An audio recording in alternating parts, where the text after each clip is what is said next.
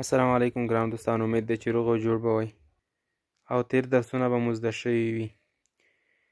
د انګلیسي زده کړې پروګرام په دې نوي ویډیو کې درته هرکلی وایم. په دې ویډیو کې مې ستاسو لپاره یو څه مهم او ضروري لغتونه راوړي دي، نو تاسو هم د ویډیو تر پایه سره پاتې شئ تر څو هغه لغتونه چې ستاسو لپاره مې راوړي دي په ښه شان سره واورئ او زده یې کړئ. نو په درس باندې به پیل وکړو. اول لغت explain.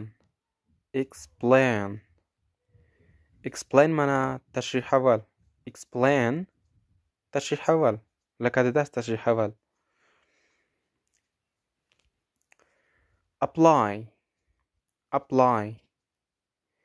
apply معنا درخواست کول یا عریضه کول.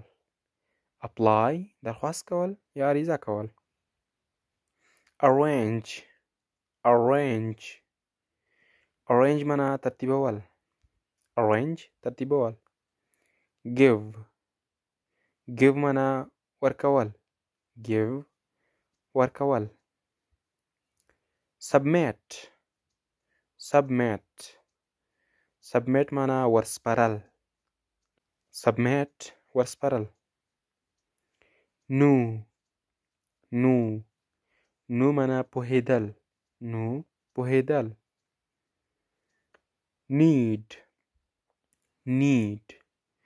need معنا اړتیا لرل یا ضرورت لرل. اړتیا لرل. call معنا زنګ وهل. زنګ وهل.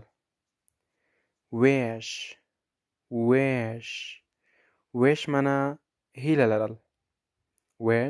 هیله لرل. ګران دوستانو، تاسو کوشش کوئ چې د لغتونو تلفظ هم په سم ډول زده کړئ تر څو بل ځای کې بیا به درته مشکل نه وي. که مو یو ځل په ناسم تلفظ باندې زده کړل نو د هغې اصلاح کول بیا ډېر مشکل وي. نو ګران دوستانو، همدومره لغتونه بس دي.